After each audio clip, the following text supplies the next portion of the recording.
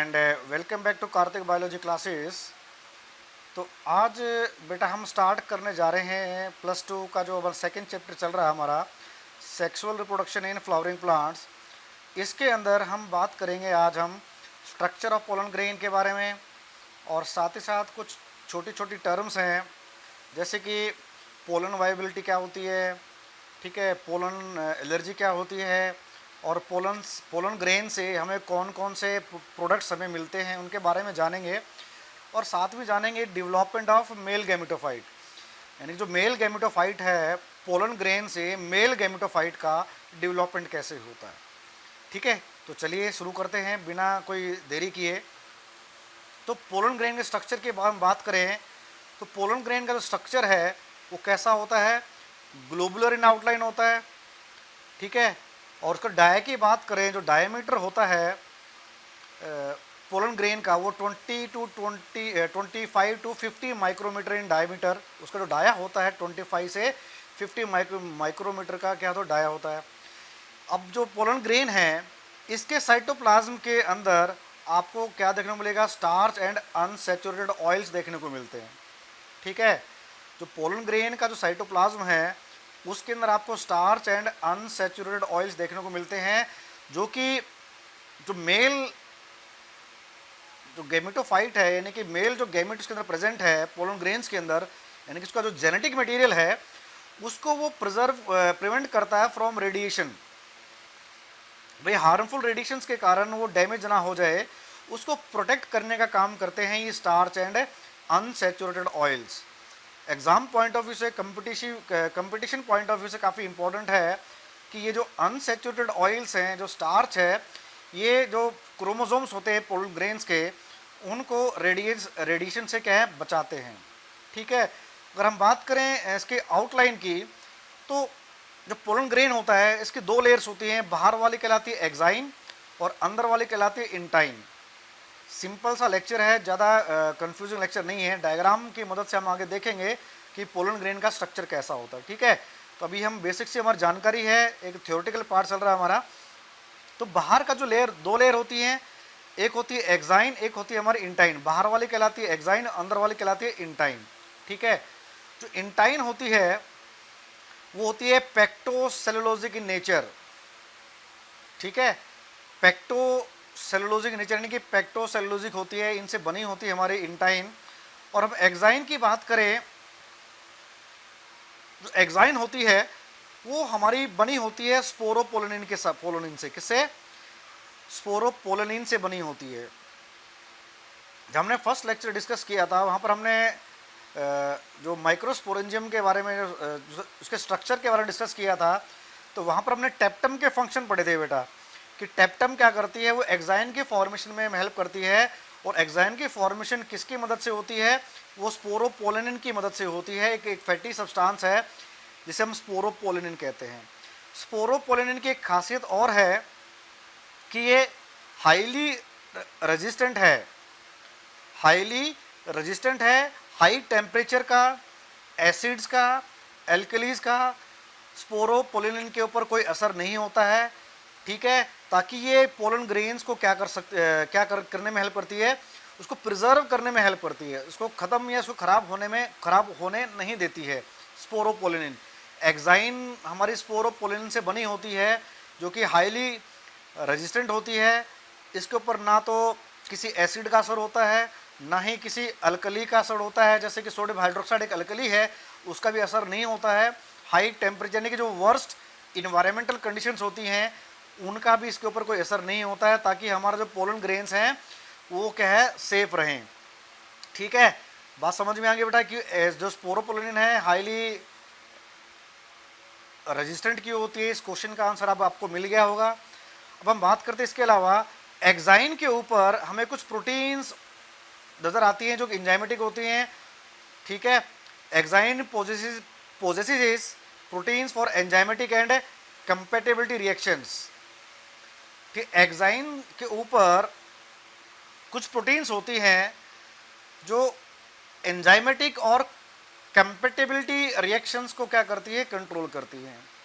ठीक है, एंजाइमेटिक की बात करें तो जब पोलन ग्रेन स्टिग्मा के ऊपर आके जब लैंड करती है तो वहाँ पर कुछ रिएक्शंस होती हैं, एंजाइमेटिक रिएक्शंस होती हैं जो पोलन ट्यूब की ग्रोथ को पोलन की ट्यूब की ग्रोथ के लिए रिस्पॉन्सिबल होती हैं। तो वो उस तरह की जो एंजाइमेटिक जो प्रोटीन्स होती है वो प्रेजेंट होती है किसके ऊपर, पोलन ग्रेन्स के एक्साइन के ऊपर। इसके अलावा कंपैटिबिलिटी रिएक्शंस के लिए भी क्या है, ये रिस्पॉन्सिबल होती है एक्साइन। कैसे, जब भी कोई स्टिग्मा होता है, अगर उसके ऊपर कोई दूसरी पोलन ग्रेन आके लैंड कर जाती है तो वो पोलन ट्यूब क्या ग्रो नहीं करती है, क्योंकि वहाँ पर कुछ चीज़ें ऐसी होती हैं स्टिग्मा के ऊपर और एक्साइन के ऊपर जो पोलन ट्यूब की ग्रोथ के लिए रिस्पॉन्सिबल होती हैं। अगर वो सेम टाइप और सेम स्पीसीज़ का, अगर पोलन सेम प्लांट का या सेम स्पीसीज़ का अगर पोलन ग्रेन है तो वो क्या है, पोलन ट्यूब वो पहचान पाती हैं। एक्साइन के ऊपर जो प्रोटीन्स हैं और जो स्टिग्मा के प्रोटीन्स हैं ये आपस में क्या आइडेंटिफाई करती हैं, उसके बाद ही क्या है पोलन ट्यूब की क्या है ग्रोथ होती है। तो वही जो रिएक्शन में क्या होती हैं, कंपैटिबिलिटी रिएक्शंस होती हैं। हाँ, स्टिग्मा पहचानेगी, हाँ भाई ये जो पोलन ग्रेन है ये मेरे लिए कंपैटिबल है या नहीं है, तो वो प्रोटीन्स प्रेजेंट होती हैं एक्साइन के ऊपर भी। उन प्रोटीन्स को क्या है, एक्साइन जो स्टिग्मा होता है उसके ऊपर जो प्रोटीन्स होती हैं वो उसको क्या करती है, आइडेंटिफाई करती हैं कि ये जो पोलन ग्रेन है ये कंपैटिबल है हमारे लिए, ठीक है, ये यहाँ ग्रोथ के लिए क्या है, कंपैटिबल है। तो ये है एक्साइन के बारे में। नेक्स्ट आप देख सकते हो यहाँ पर डायग्राम में आप दिख रहा है आपको कि एक पोलन ग्रेन का स्ट्रक्चर है। यहाँ पर आपको सबसे बाहर वाली जो लेयर है, ये जो आप स्पाइनल लेयर नज़र आ रही है बाहर बाहर, ये कहलाती है एक्साइन, और इसके अंदर ये जो आपको दिख रही है चारों तरफ ये कहलाती है इंटाइन, ठीक है। तो जगह जगह आप देखोगे कि जो एक्साइन है ये कंटिन्यूस लेयर नहीं होती है, जगह जगह पर यहाँ पर खाली जगह आपको देखने को मिल रही है। तो ये जो खाली जगह है जहाँ पर एक्साइन की कवरिंग नहीं है ये कहलाती है जर्मपोर। क्या कहलाती है, जर्मपोर, ठीक है। बात समझ में आ रही है बेटा। ये अंदर हमारा साइटोप्लाज्म है, वैक्यूल नज़र आ रहा है आपको, ट्यूब न्यूक्लियस नज़र आ रहा है आपको, और ये जनरेटिव सेल नज़र आ रहा है आपको, ठीक है। तो ये आपका एक मेल गैमेटोफाइट है, इसके बारे में हम आगे डिस्कस करेंगे, इसकी डेवलपमेंट कैसे होती है। तो बेसिक हमारे ध्यान देने वाली बात क्या है कि जो पोलन ग्रेन का स्ट्रक्चर क्या है, बाहर की लेयर कहलाती है एक्साइन, ये एक्साइन है, और अंदर की लेयर कहलाती है इंटाइन। और कुछ प्लेसेस पर क्या है, जो एक्साइन है कंटिन्यूस नहीं होती, तो वो प्लेस कहलाती है जर्मपोर, जहाँ से पोलन ट्यूब बाहर आती है। ये वो जगह है जर्मपोर, जर्मपोर से वो जगह है जहाँ से पोलन ट्यूब बाहर आती है, ठीक है। तो यहाँ पर इंटाइन की कवरिंग होती है अकेले, ठीक है, काफ़ी थिन होती है कवरिंग इंटाइन की यहाँ पर, जहाँ से पोलन ट्यूब बाहर आती है। बाहर की तरफ एक्साइन, अंदर इंटाइन, जगह जगह खाली होती, जगह एक्साइन की कवरिंग नहीं होती, वो कहलाती है जर्मपोर। और इन जनरल की बात करें, जो पोलन ग्रेन्स का स्ट्रक्चर होता है वो ट्राइकॉर्पेट होता है, ट्राइकॉर्पेट होता है। ट्राइकॉर्पेट का मतलब है 3 जर्म पोर्स आपको देखने को मिलती है, ठीक है। यहाँ पर आप देख सकते हो 3 जर्म पोर ही प्रेजेंट है, एक हमारी ये है, 2 हमारी ये, और तीसरी हमारी। Tricolpate type of germ pollen grain है। जनरली हमारा क्या हमें ट्राइकॉर्पेट दिखती है। और मोनोकोट की बात करें, मोनोकोट में आपको मोनोकॉर्पेट टाइप ऑफ पोलन ग्रेन्स होती हैं। कहने का मतलब है मोनोकोट्स की जो पोलन ग्रेन्स होती है वहाँ पर क्या एक सिंगल जर्म पोर होती है। बात समझ में आ गई क्या होती है, एक सिंगल जर्म पोर होती है। अब एक्साइन में थोड़ा और डीपली स्टडी करें तो आपको देखने को मिलेगा बाहर की जो कवरिंग होती है वो कहलाती है एक्ट एक्साइन। बाहर की कवरिंग क्या कहलाएगी, एक्ट एक्साइन। जो अंदर वाली जो लाइनिंग है एक्साइन की, जो इंटाइन के कांटेक्ट में होती है, ये कहलाती है एंड एक्साइन, ठीक है। Act exine and and exine, अंदर वाले एंड होगी, बाहर वाले हमारे एक्ट एक्साइन होगी। क्लियर बेटा यहां तक ये,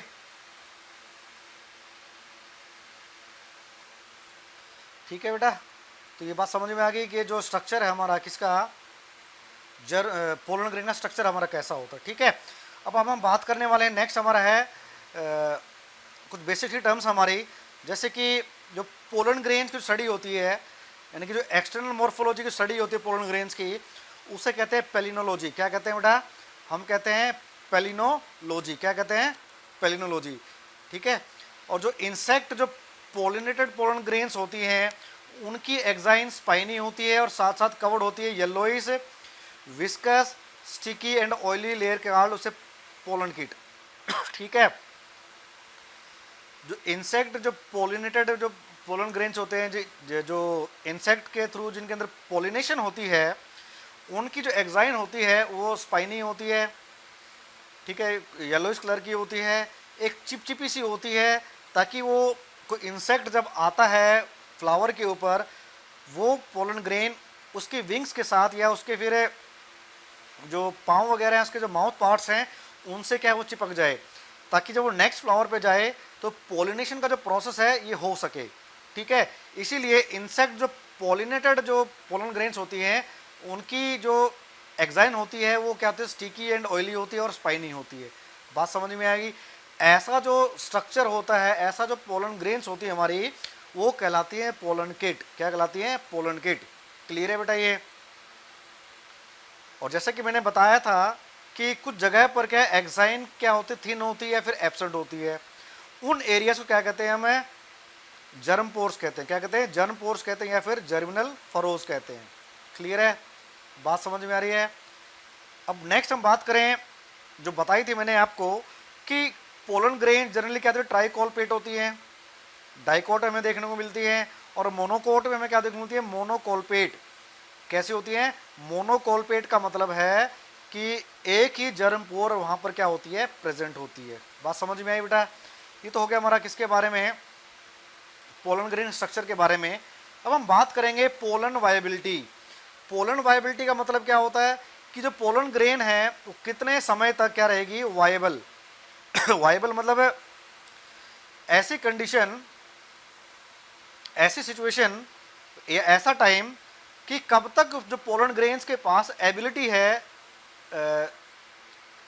पोलन ट्यूब को डेवलप करने की या पोलन ग्रेन को जर्मिनेट करने की जो एबिलिटी होती है पोलन ग्रेन्स की, उसे कहते हैं पोलन वायबिलिटी। भाई पोलन ट्यूब जब लैंड करती है स्टिग्मा पर, लैंड करने के बाद वो कितने समय में स्टिग्मा के ऊपर जर्मिनेट हो सकती है, ग्रो कर सकती है, ये जो पीरियड है इसे ही कहते हैं हम, ये जो एबिलिटी है या ये जो पीरियड है हमारा पोलन ग्रेन का, उसे कहते हैं पोलन वायबिलिटी। क्या कहते हैं? पोलन वायबिलिटी कहते हैं। क्लियर है बेटा ये? तो हर फ्लावर में, हर प्लांट फैमिली में ये जो पीरियड होता है पोलन की वायबिलिटी का वो अलग अलग होता है। ठीक है, जैसे कि राइस और अगर हम बात करें वीट की तो वहाँ पर जो पोलन वायबिलिटी का जो टाइम है हमारा 30 मिनट्स का होता है। कितना होता है? 30 मिनट का होता है। 30 मिनट के अंदर क्या है पोलन जो पोलन ग्रेन्स होती है वहाँ पर जर्मिनेट कर जाती हैं। ठीक है, कुछ एक के अंदर क्या है उसकी वायबिलिटी क्या होती है लॉन्ग होती है, काफ़ी महीनों तक चल जाती है। जैसे कि रोजेसिया की बात करें, लेग्यूमिनेसाई की फैमिली की बात करें, सोलोनेसिया फैमिली की बात करें, तो इनके अंदर क्या मंथ्स तक क्या है चली जाती है पोलन की वायबिलिटी। ठीक है, बात समझ में आ गई बेटा? तो पोलन वायबिलिटी को हम क्या है आर्टिफिशियली तरीके से भी क्या कर सकते हैं, इसके टाइम पीरियड को बढ़ा सकते हैं through the process of cryo preservation. Through the process of cryo preservation, cryo preservation की मदद से हम पोलन ग्रेन्स को प्रिजर्व कर सकते हैं, उनको वायबल बनाए रखने में मदद कर, उसको वायबल बनाए रखने में हेल्प कर सकते हैं। ठीक है, तो होता कैसे है क्रायो प्रिजर्वेशन के अंदर हम पोलन ग्रेन्स को लिक्विड नाइट्रोजन के अंदर क्या है प्रिजर्व करते हैं under the -196 degree Celsius temperature. Cryo preservation में क्या होता है बेटा, जो टेम्परेचर होता है -196 डिग्री सेल्सियस होता है और हम लिक्विड नाइट्रोजन का इस्तेमाल करते हैं ताकि पोलन ग्रेन्स को हम क्या है काफ़ी लंबे समय तक क्या करते हैं या हज़ारों साल तक या 100 साल तक 50 साल तक क्या है उसको हम प्रिजर्व कर सकते हैं।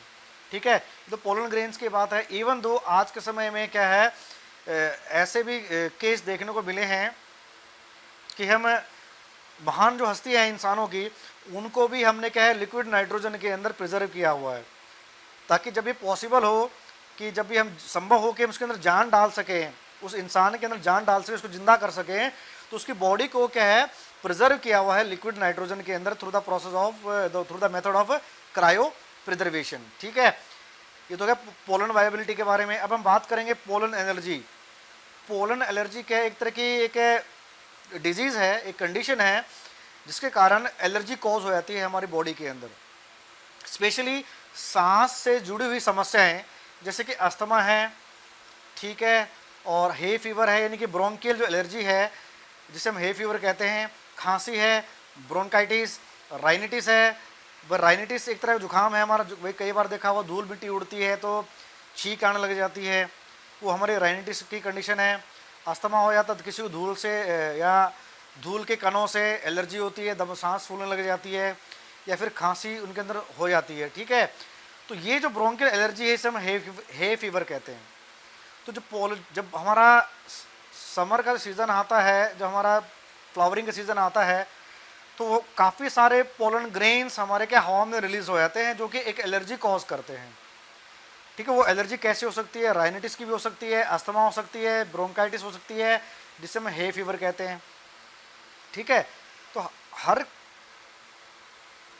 व्यक्ति इफेक्टेड नहीं होता है पोलन ग्रेन से जिससे एलर्जी हो। कुछ एक व्यक्ति जिनका जो कह सकते हो कि आप बीमारियों से लड़ने की क्षमता है, ठीक है, इम्यून सिस्टम कमज़ोर होता है, उन्हीं के अंदर हमें ज़्यादातर देखने को मिलती है, ठीक है। बात समझ में आ रही कि पोलन एलर्जी क्या होती है? जिससे हमारे छींकें आ जाती हैं, हमारे दम फूल जाता है, खांसी हो जाती है, बुखार हमें चढ़ जाता है, हे फीवर कहते हैं, ठीक है। तो वो कंडीशन होती है पोलन एलर्जी की। जो मेन जो कंट्रीब्यूटर है पोलन एलर्जी के लिए वो कौन सा? हमारा कैरेट ग्रास है, ठीक है, पार्थीनियम, इसके अलावा चिनोपोडियम, एमरेंथस, सोरगुम, रिसिनस, सिएनोडोन, ये हमारे क्या है कॉमन प्लांट्स हैं जो पोलन एलर्जी के लिए क्या होते हैं? रिस्पॉन्सिबल होते हैं, ठीक है। बात समझ में आई बेटा? पोलन एलर्जी क्या होती है और कौन से प्लांट इसके लिए रिस्पॉन्सिबल होते हैं। तो ये इंपॉर्टेंट पॉइंट है, ध्यान रखना कि किन प्लांट से पोलन एलर्जी होती है, ठीक है। नेक्स्ट हमारा है कि पोलन ग्रेन से हम कौन कौन से प्रोडक्ट्स हम ले सकते हैं, ठीक है। पोलन ग्रेन्स की बात करें, जो हनी बी होती है बीज, तो नेक्टर का कलेक्शन करती है और उस नेक्टर को वो कन्वर्ट कर देती है हनी के अंदर, ठीक है। तो जो हमें हनी मिलता है वो थ्रू पोलिनेशन ही मिलता है, ठीक है। बात समझ में आ रही है? और जो पोलन ग्रेन्स हैं इनको हम यूज़ करते हैं नेचर के क्योर के अंदर, बीमारियों को ठीक करने के लिए, कॉस्मेटिक्स के अंदर क्रीम्स वगैरह होती हैं उनके अंदर हम यूज़ करते हैं। इसको हम फूड सप्लीमेंट के तौर पर भी यूज़ करते हैं, बिकॉज इनका जो प्रोटीन का जो कंटेंट होता है काफ़ी ज़्यादा होता है, ठीक है।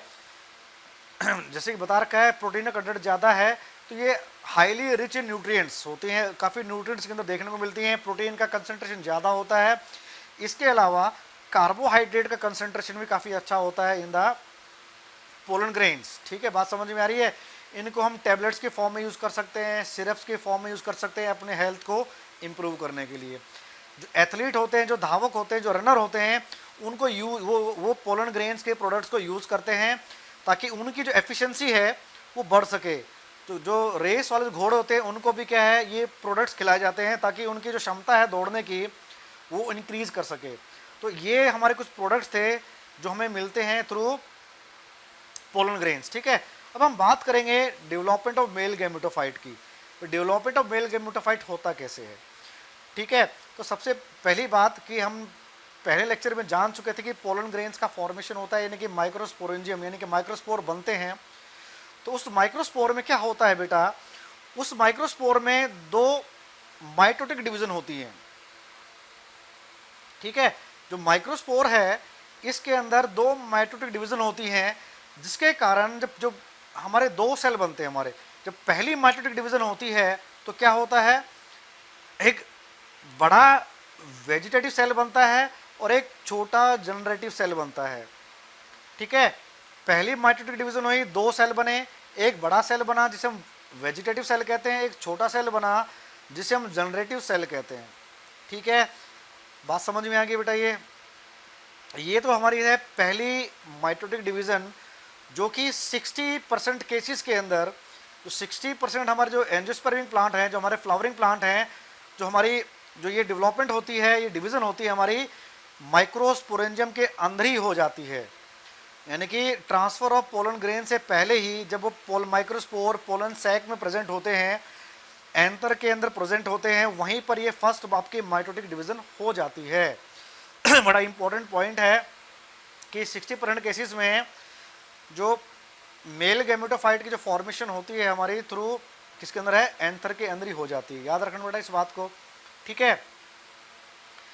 जो वेजिटेटिव सेल है इसे हम ट्यूब सेल भी कहते हैं। ड्यूरिंग पोलन ट्यूब फॉर्मेशन ये हमें हेल्प करता है, ठीक है।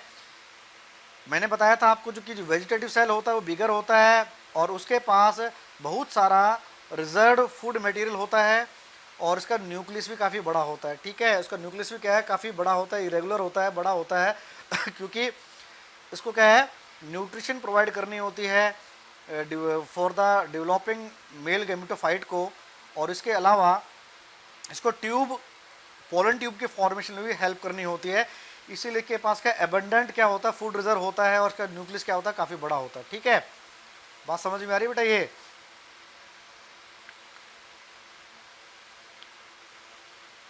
अब नेक्स्ट हम बात करें, जब ये फॉर्मेशन होती है, फर्स्ट जो माइटोटिक डिवीजन होती है जिसमें वेजिटेटिव सेल बनता है और साथ में क्या बनता है, जेनेटिव सेल बनता है, तो इनके बीच में एक टेम्पररी कैलोज वॉल की फॉर्मेशन हो जाती है। इनके बीच में एक टेम्पररी कैलोज वॉल की फॉर्मेशन हो जाती है।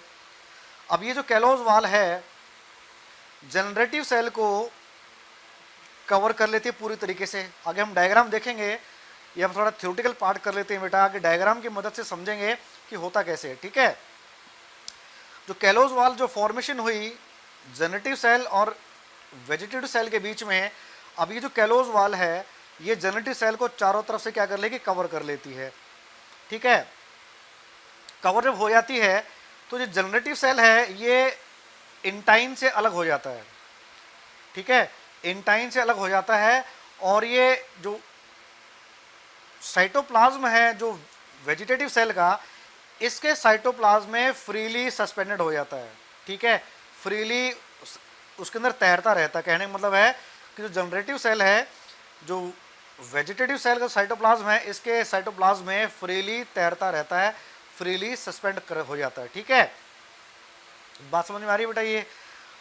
तो जनरेटिव सेल होता है उसका जो साइटोप्लाज्म क्या था, हेलाइन होता है, ठीक है, हेलाइन होता है, नेचर होता है, और इसके पास इतना ज़्यादा फूड मटेरियल भी नहीं होता है, ठीक है। बात समझ में आई। जो लार्जर जो वेजिटेटिव सेल होता है इसके पास फैट होता है, स्टार्च होता है और some type of protein granules are also present in the case of vegetative cell. बात समझ में आ गई बेटा ये, ठीक है।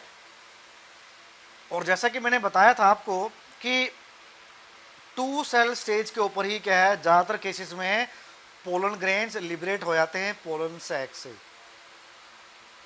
ठीक है। बात समझ में आई बेटा। बहुत कम ऐसा होता है कि जो जनरेटिव सेल होता है वो डिवाइड होता है पोलन ग्रेन्स के अंदर। जो जनरेटिव सेल होता है वो हमेशा डिवाइड होता कहाँ पर आकर, जब स्टिग्मा के ऊपर आके जो लैंड हो जाती है पोलन ग्रेन्स, वहाँ पर जाके क्या है जनरेटिव सेल अपने आप को डिवाइड करता है। यानी कि सेकेंड जो माइटोटिक डिवीजन है वो हमारी स्टिग्मा के ऊपर आके होती है, ठीक है। अभी डायग्राम देख सकते हो भाई, ये आपका माइक्रोस्पोर है, एक पोलन ग्रेन है, इंटाइन आपको नजर आ रही है, एक्साइन आपको नजर आ रही है, साइटोप्लाज्म आपको नजर आ रहा है, जर्म पोर आपको नजर आ रही है, साथ में आपको न्यूक्लियस नजर आ रहा है, ठीक है। अब इसके अंदर क्या हुआ, पहली माइटोटिक डिवीजन हुई। पहली माइटोटिक डिवीजन होने के बाद आप देख सकते हो कि एक छोटा सा यहाँ पर आपको क्या है, जनरेटिव सेल नजर आ रहा है और एक बड़ा आपको क्या नजर आ रहा है, वेजिटेटिव सेल नजर आ रहा है, ठीक है। जब पहली माइटोटिक डिवीजन होती है तो 2 सेल बनते हैं, एक वेजिटेटिव सेल या फिर ट्यूब सेल और एक आपका छोटे वाला क्या बनेगा, जनरेटिव सेल, ठीक है। बात समझ में आई बेटा। यहाँ पर जब इसकी फॉर्मेशन हो जाती है तो सेंटर में आप देख सकते हो यहाँ पर एक वैक्यूल का फॉर्मेशन होने लग जाता है, ठीक है, वैक्यूल का फॉर्मेशन होने लग जाता है। ये वैक्यूल जब इंक्रीज करते हैं साइज में तो जो जनरेटिव सेल है बिल्कुल ही इंटाइन के साथ क्या अटैच हो जाता है, ठीक है, इंटाइन से अटैच हो जाता है और इस दौरान वेजिटेटिव सेल वेजिटेटिव सेल और जो जनरेटिव सेल है, इसके बीच में कैलोज वॉल की फॉर्मेशन होनी स्टार्ट हो जाती है। कैलोज वॉल की फॉर्मेशन होनी स्टार्ट हो जाती है। जब कैलोज वॉल जनरेटिव सेल को चारों तरफ से कवर कर लेता है, तो ये जो जनरेटिव सेल है इंटाइन से अलग हो जाता है, और जो वेजिटेटिव सेल है इसके साइटोप्लाज्म में फ्रीली सस्पेंड हो जाता है। क्लियर है बेटा? तो ये जो स्टेज हमारी अब आई, ये हमारा है मेल गैमेटोफाइट। ये हमारा क्या कहलाएगा? मेल गैमेटोफाइट कहलाएगा। और इस स्टेज के अंदर, जनरली इस स्टेज के अंदर जो पोलन ग्रेन्स होती हैं वो रिलीज हो जाती हैं पोलन सैक से, एंथर से रिलीज हो जाती है स्टेज के अंदर इन 60% cases of plants, angiospermic plants की जो बात हो रही है हमारी। ठीक है? तो सेकंड जो माइटोटिक डिवीजन होगी, यानी कि जनरेटिव सेल की जो डिवीजन होगी, जिससे हमारे 2 मेल गैमेट्स बनेंगे। ठीक है? जिससे हमारे 2 मेल गैमेट बनेंगे। 10th क्लास में पढ़ा होगा आपने डबल फर्टिलाइजेशन के बारे में। एक में सिंगेमी होती है, दूसरे में आपकी क्या है, जो सेकेंड जो आपकी जो फर्टिलाइजेशन होती है मेल गैमेट की, किसके साथ है? जो सेंटर जो सेल्स होते हैं आपके पोलर न्यूक्लियाई, जिससे हम क्या कहते हैं बेटा? ट्रिपल फ्यूजन कहते हैं। ठीक है? तो वही बात मैं कह रहा हूं। तो 2 मेल गैमेट्स हैं, जहां पर जो 2 मेल गैमेट्स थे, वो 2 male gametes second mitotic division होगी पोलन ग्रेन के अंदर, यानी पोलन ग्रेन के अंदर भी जनरेटिव सेल के अंदर। वो कब होगी? जब वो पोलन ग्रेन स्टिग्मा के ऊपर लैंड करता है, तब जाके क्या होती है? सेकेंड माइटोटिक डिवीजन होती है। ठीक है? इन जनरल 2 सेल स्टेज के अंदर पोलन ग्रेन्स क्या होते हैं? रिलीज हो जाते हैं प्लांट्स के अंदर। ठीक है? बात समझ में आ गई बेटा? ये तो था हमारा था structure of pollen grain, pollen viability, pollen allergy, pollen जो प्रोडक्ट्स कौन कौन से होते हैं, और जो डेवलपमेंट ऑफ मेल गैमेटोफाइट कैसे होता है। ठीक है? यानी कि मेल गैमेटोफाइट का मतलब है जब हमारा जनरेटिव सेल बन जाता है, जब जनरेटिव सेल की फॉर्मेशन हो जाती है, 2 सेल स्टेज आ जाती है हमारी, एक लार्ज वेजिटेटिव सेल, एक स्मॉल जनरेटिव सेल। तो वो जो स्टेज रहती है वो कहलाती है, वो होता है, वो जो स्ट्रक्चर है हमारा वो कहलाता है मेल गैमेटोफाइट। वो क्या कहलाएगा आपका? Male gametophyte. ठीक है? तो आज के लिए बस इतना ही। बने रहिए मेरे साथ कार्तिक बायोलॉजी क्लासेस के अंदर। नेक्स्ट लेक्चर में मिलेंगे हम नेक्स्ट टॉपिक लेकर। तो तब तक के लिए thank you and have a nice day.